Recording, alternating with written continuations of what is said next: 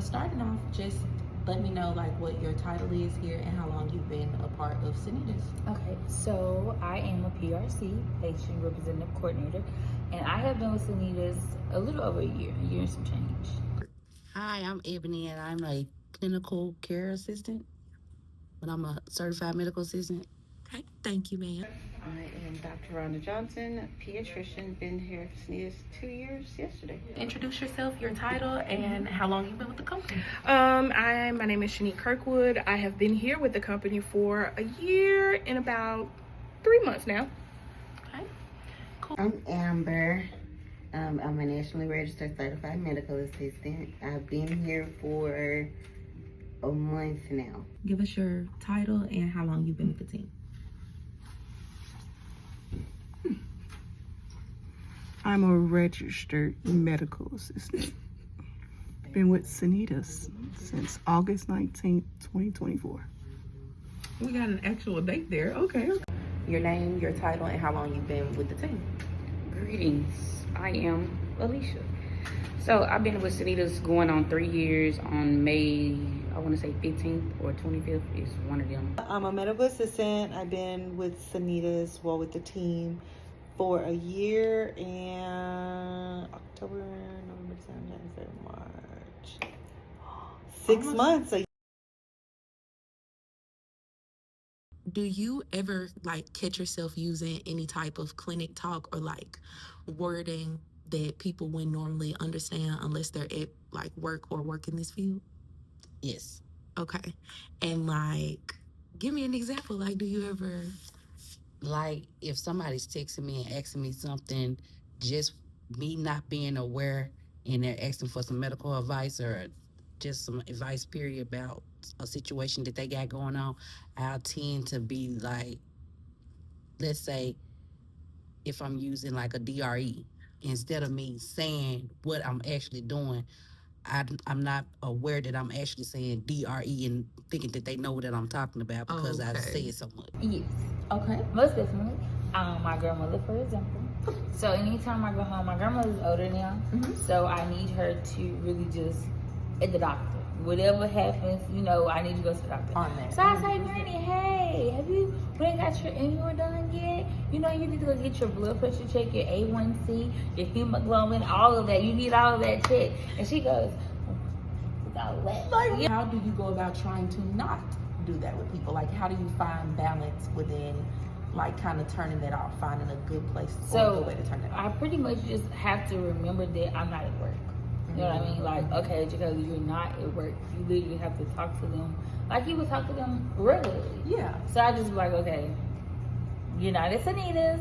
Literally, like, you're at home. It would depend on who I'm talking to and what I'm talking to them about. Yeah. Okay.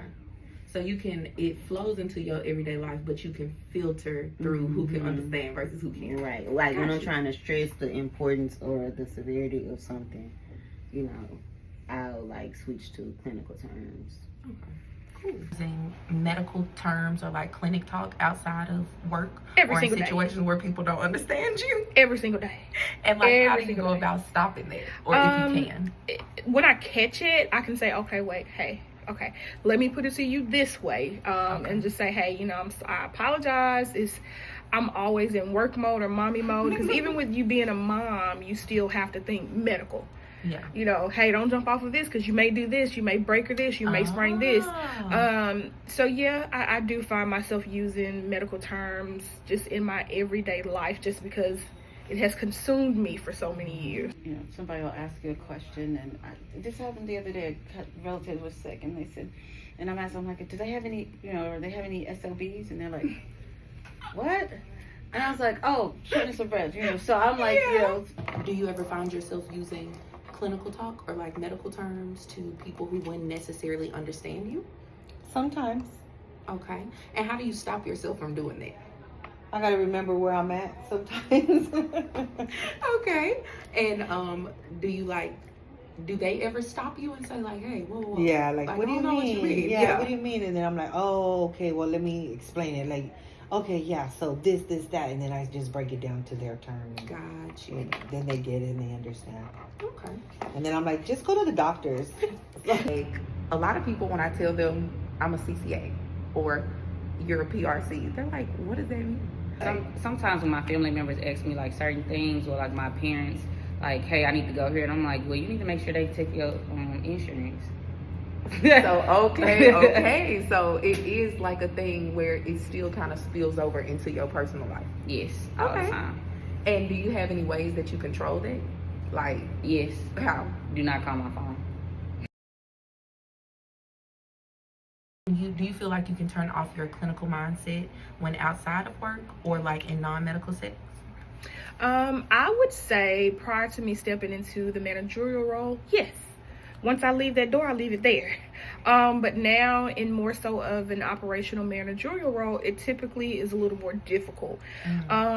Just depends on the day. Some days you carry it with you because you're always running through your mind trying to determine, hey, did I do this? Did I complete this spreadsheet? Hey, are these metrics met? So some of the time it's very difficult, but once you get home, it's a whole different world. So you don't really have time to think about what is missed or what you didn't do or what you could have done better. No, the wheels are always rotating. Okay. Especially in public space. It depends because, like, when you've been in the field for so long, like, your family will call you. Like, they could know, that they need to go to the hospital, but it's like they'll call you, hey, do you think I should go to urgent care or you think I should go to the ER? And sometimes you kind of have to be that, hey, they don't deal with this in urgent care because it's outside of the scope. Hey, you need to go straight to the ER because urgent care is limited. So No, unfortunately, and that needs to be a balance, but it's hard because you go home and you think about, oh, I should have done this, or something will come up, or, so it is very hard. It's, you do need for good health to sort of separate the two, but a lot of times we do take it home. Okay. Think that it's easy for you to turn off your clinical mindset when you're outside of work or like not in a medical setting? Sometimes. Okay. Sometimes. And why do you feel like it's only sometimes? Like it's not just a... Or maybe I become desensitized to certain things of how a lot of things that I see at the clinic and what we go through mentally, as far as up here with people, different situations and different things that go on at the front desk and the back of the house. So sometimes it is kind of hard to turn it on and turn it off.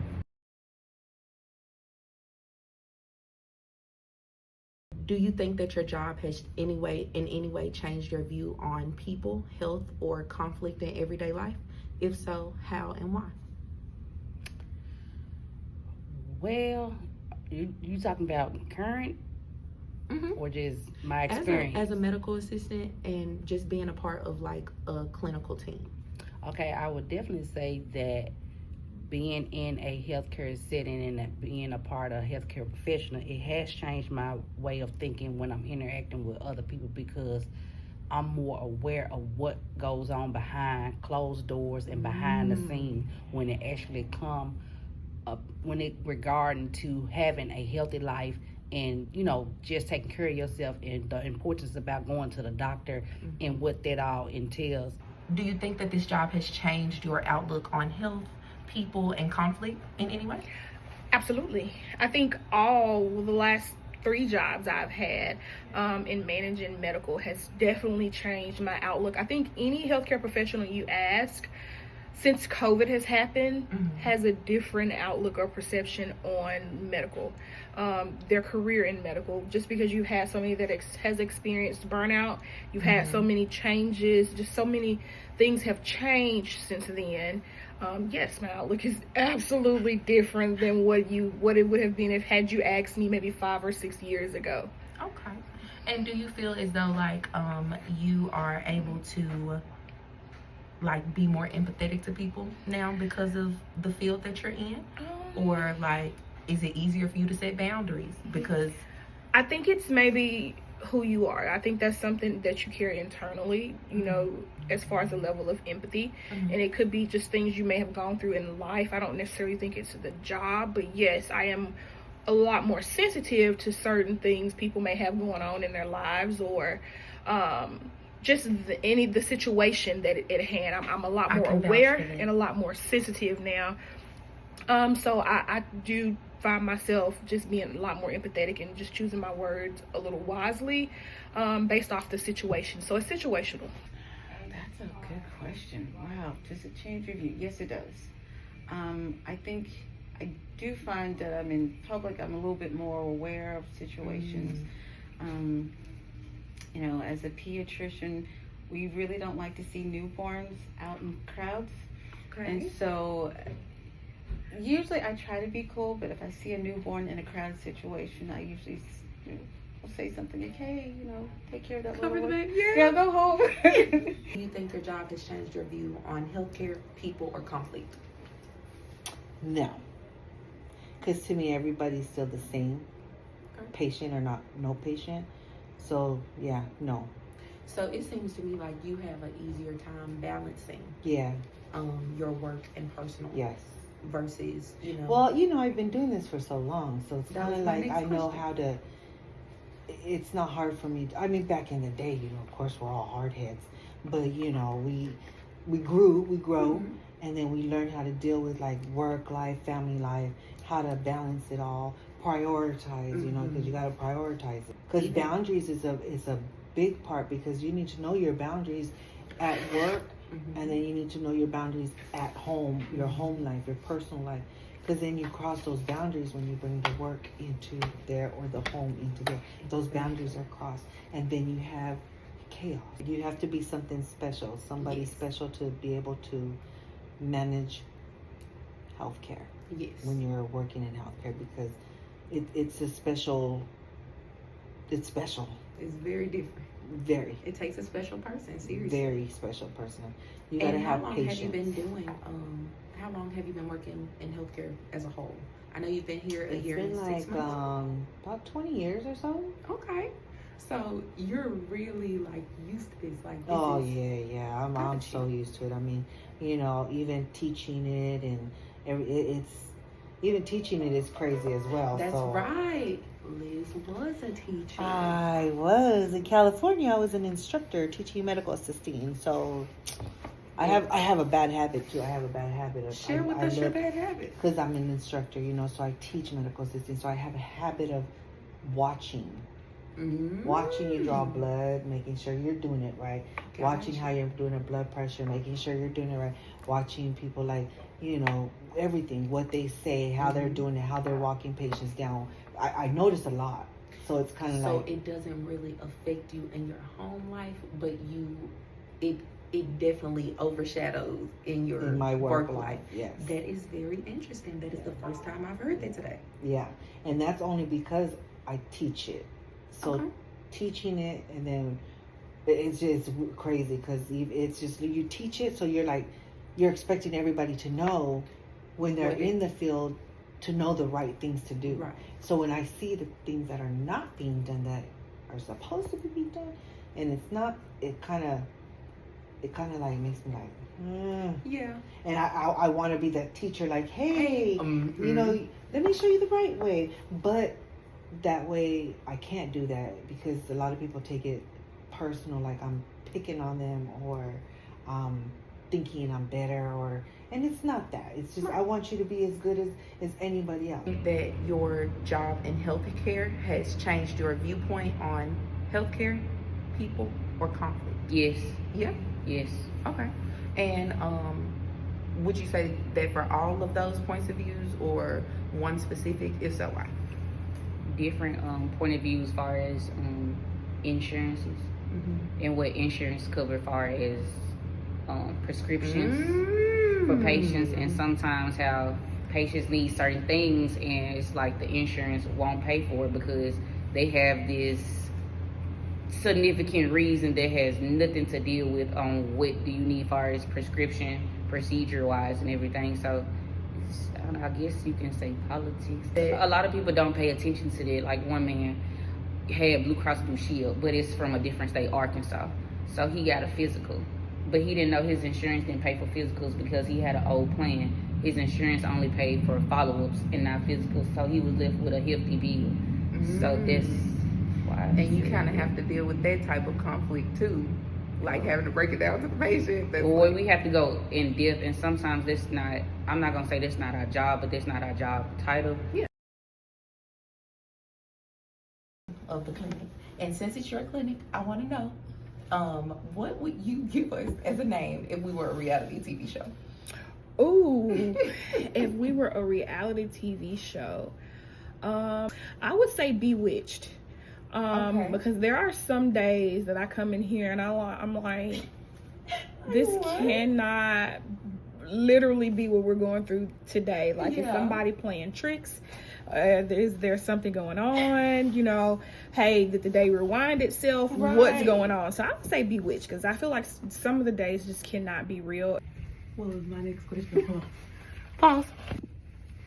All right, we're back. Brief pause there. So, Edit it out. what would you call the clinic if it was a reality TV show? Big Brother. You have people that don't necessarily know how to coexist, so they have to form alliances and get you booted off the island. Got you like a survivor. Big Brother, I'm guessing, because it's always somebody. Big Brother, right? Because there's always someone watching. Yeah. And you're not, you have to abide by the house rules. If we were a reality TV show, Oh gosh. what would you call us? Wow. Define dysfunctional? I mean, A reality show. Oh. What? Everybody's face lights up. What would we be called? Just based off of your own perspective of us as a clinic and a team. Like a soap opera, a daytime soap opera, Days of Our Lives, but Days of Sunita. Days of Sanitas. That's Days cute. of Sanitas. What advice would you give a newcomer of our team in regards to being able to find a good balance between their work and personal life in order to make sure that, they're not overwhelmed in neither aspect? I think when you said boundaries, it is hard for us because you do take things home, but you really do need to have that downtime. When you're here, give it your all. When you're at home, having fun, doing activities, go on vacation, pay attention to details. Eat healthy, eat your breakfast. Breakfast is a big important part of the day. Okay. Stay focused. Make sure, like I said, you're paying attention to details. And So kind of be able to hold yourself accountable to stuff like yes, pay at all attention to. times. Okay. Yes, and go home. And go home. That has been a big one. I don't think they like their job. No, I'm just kidding. Well, I mean, if a new person came aboard, of course, the training part and stuff, and I would ask, if you have questions, ask. Don't be scared to ask, because there's no stupid question. And of course, don't take this home with you. Don't take everything so personal here, in any workplace and anywhere you go. So you shouldn't take anything, too overboard or take it too personal. Pretty much coming in, I would just tell them for sure to make sure you find a balance between your home life and your work life. You know what I'm saying? Don't take work home with you. Don't bring home to work. Because it's going to most definitely affect your day at work. And then, you might take your frustrations out on who's ever at home. So just find a equally healthy balance between the two. I love that. Well, thank you very much for letting me pester you with my questions. You're welcome. You gave me some great answers, and I appreciate it. You're welcome. Absolutely. And the last question I have for you is a new person to be a part of our team. What advice would you give them on being able to balance their work life and their personal life so that way they can kind of have some type of middle ground where they don't feel overwhelmed in either? What I give to, no matter the area, whether it's medical assistant, front desk, I always tell them, like, hey, come in here with an open mind. Not everything is so detrimental where you have to beat yourself up about it. My management style is I like to get to know you. I'm going to meet you where you are, and then we're going to grow and build you from there. I'm more of a coacher, a mentor. So a lot of times we find in our generations now that our home life, really, we carry that with us heavier than what they used to, right? So we have so many different things that are going on in a home life now. So I'm more of, my doors are always open if you need to talk, whether it's personal, whether it's work related. Let's talk about it and let's get it out and leave it where it is before you hit the floor, before you start doing your job, because it affects us operationally if you're not all the way there because you're focused on concerns with home life. So I'm more of those to say, hey, listen, we're gonna take it a day at a time, a step at a time. You know, no question will be unanswered. And I would rather for you to come to me, let's talk it out, let's work it out, figure out whatever it is. But just know, we're gonna come here, we're gonna do what we need to do and serve our community and care for the patients. But at the same time, my expectation is for you to have a hard cutoff. Get out of here, go home. You don't have to always be the one to come in and volunteer to do extra. You still need to have a life outside of here. You still need to have some TLC time to just really feed you and pour back into you, because us being medical professionals, we pour into everybody every day, all day.